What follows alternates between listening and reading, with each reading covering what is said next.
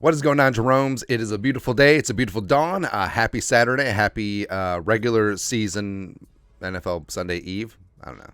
It's hard. Well, is it really football Eve since we already had an Amuse Moosh on Thursday? Whatever. But we are back. Week 1 NFL picks against the spread. And again, entertainment purposes only.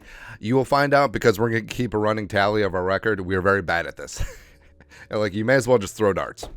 That's really about it. But it's still some fun, so let's get it on. And maybe Daddy's going to put down a jelly bean. I don't know. So first up, covering the noon games. So you got Carolina.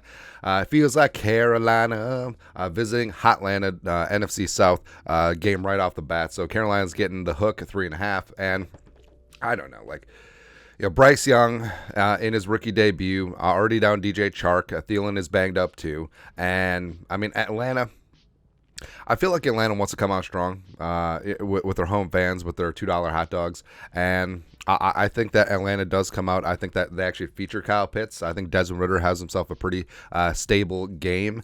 Bajon comes out and has an awesome debut as well. I think Atlanta covers in this spot, wins by about a touchdown. Cincinnati at Cleveland. So jumping Joe Burrow, that calf is good to go. Also, he got paid. Another AFC North matchup. So I do think that Cincinnati comes in. I think they win. I think they win big. And Cleveland, I don't know, man. I feel bad for our guy Stefanski, but sort of is what it is. I know that Cleveland's really hyped up. It's like, hey, we got Dalvin Tomlinson. Hey, we got Zadarius Smith. Well, the Vikings had both of them last year, and their defense was very poopy. So I think that there will be dysfunction in Berea, and I think Cincinnati wins, and then they cover pretty easily. Next up, Jacksonville at Indianapolis, AFC South matchup. So, I love all of these divisional matchups right out of the gate. So Jacksonville minus 4.5 at Indianapolis. I'm kind of go back and forth on this because divisional matchups are always tough, but Indianapolis, of course, without Jonathan Taylor-Thomas, the debut of Anthony Richardson, who really knows what's going to happen there, and Jacksonville with Trevor Lawrence is getting all the hype. That defense is young and fun. They got weapons all over the place on offense. Doug does have a winning pedigree, but I don't know what it is. I feel like Jacksonville wins, but I feel like Indianapolis keeps it relatively close. Maybe it's even a backdoor cover, but give me Indy plus the 4 in this divisional matchup. Then a former divisional matchup, NFC Central getting it on. The Buccaneers plus 5 at the Vikings. We all know what it is. All we do is win, no matter what. I see the Vikings winning by at least 2 touchdowns in this spot. I understand. Baker Mayfield, Mike Evans, he's unhappy with his contract. Godwin is solid. The defense still has parts from that Super Bowl run, but we got to get after that ass. And the Vikings offense is going to flex. The defense is going to be such a breath of fresh air with Brian Flores and company. I think the Vikings win. We predicted 38-13. Yeah, there you go. Tennessee Titans visiting the New Orleans Saints. So it's a bit of a tale of 2 makeover teams. So Tennessee is trying to find their footing again. How long can Tannehill play? Derrick Henry, how long can he play as well? And Tennessee, I mean, I like Vrabel. He's a tough old school meat and potatoes, hard-nosed coach. And then New Orleans, second year under Dennis Allen. The defense is solid. They bring in Derek Carr. Michael Thomas might be back for like a week. I don't know. But also no Alvin Kamara. But I do think that this game is relatively close. Like I could see this coming down to like a 21-20 type game, 21-18 type game. So I'm going to take the field goal in this spot. And I don't know, I know that New Orleans defense is tough. I know that they're at home, but I just think Derrick Henry has like one good season opener left in him. Next up, San Francisco at Pittsburgh. Now, I was all in on Pittsburgh when Bosa was still out, but Kittle is probably going to miss this game. And the Niners, can Brock Purdy do it again? And all this talk about Patrick Peterson. Oh, I'm going to intercept Brock Purdy because they got toes out there. But, I mean, Pittsburgh, I love the pieces that they have on defense, led by Hightower and TJ. And then also Kenny Pickett. I think Kenny Pickett's going to have a fantastic year with Pickens, as well as Deontay Johnson. Najee Harris, I think, is going to get things going. I think that they're really starting to solidify things. I think this is probably the best Tomlin team that he's had in like 3 years. So I actually think that Pittsburgh is going to cover, and also I think that they're going to win outright. Yeah, I think that's going to be a statement win out there at Three Rivers. Arizona at Washington. No. Like, if there was a game that they could just simulate, like, don't play this game, just just put it on Madden. But Scary Terry's gonna play. Chase Young's probably gonna be out there as well. Well, Arizona's probably gonna be starting Josh Dobbs, and Arizona's kicking off the tanking train. I think Washington. I think Ron Rivera comes out and they celebrate the non-Daniel Snyder era. I actually think that they win huge. I'm talking about like 34-6. Type win.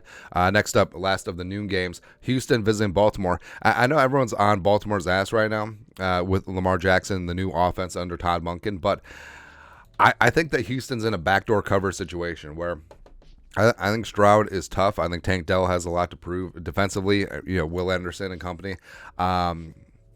I think that Baltimore gets out to a pretty sizable lead, but I think Houston scratches its way back. I think ultimately they do lose, but around 6 or 7, we'll go with that. Late games.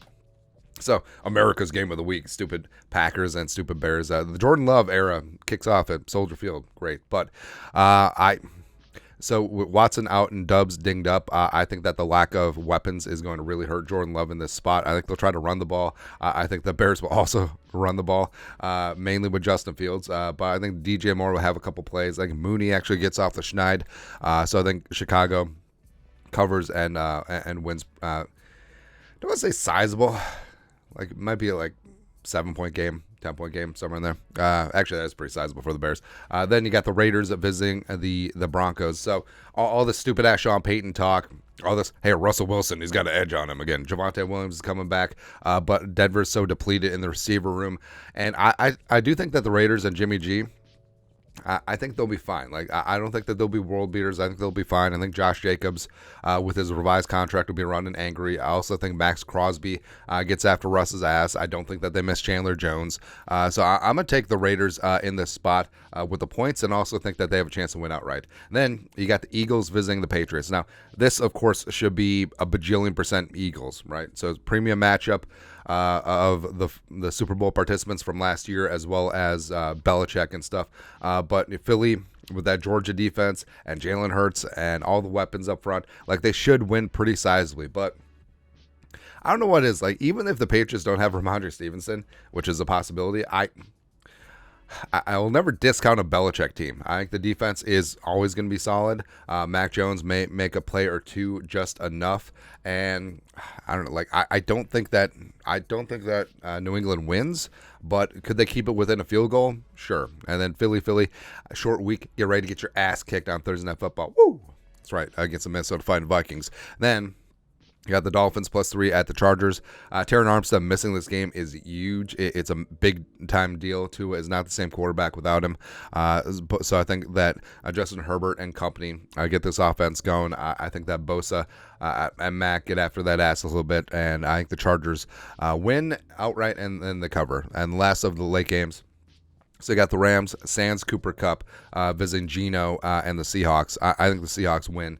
Even though, yes, it's a division game, and they're always a little bit tough and closer than you think. But I just think that the Rams are just so talent deficient. I mean, they truly are. But I think that Seattle wins by a touchdown plus. Sunday Night Football, Cowboys visiting the Giants. Now, the Giants could be without Darren Waller, and he was the cat's ass in terms of acquisitions this offseason. Dallas coming in with something to prove. That defense under DQ is really solid. Prescott, I don't know. I don't know about Dak. Like, Brandon Cooks is the big addition. Come on, man. Come on. But I do think that the Cowboys go in. I think they win by about 6. So I think they cover in a really ugly, not really fun game. But, of course, the national media people just love putting the NFC East on TV. Whatever. And then Monday Night Football. Speaking of East Coast bias, so we got the Bills visiting the Jets. Buffalo's -2.5. So all this hype around the Aaron Rodgers debut, I think that their offense isn't really an offense. I think it's a loose collection of mercenaries, and I think that they'll struggle a little bit. I think that the Jets are actually going to be a run-first offense because the people watch Aaron Rodgers last year. And Josh Allen and Stephon Diggs, I think they come out with something to prove. I think they put up a bunch of points. I think that Matt Milano and the Bills defense get after that ass a little bit. So I think that Buffalo wins, and they cover the 2.5. But that's it. That is the Week 1 NFL picks. Again, entertainment purposes only. Let us know your thoughts and our thoughts in the comment section below. Subscribe for daily Vikings takes. Want to support the work? Put a little something in the Venmo. But till next time, Skull Production Value.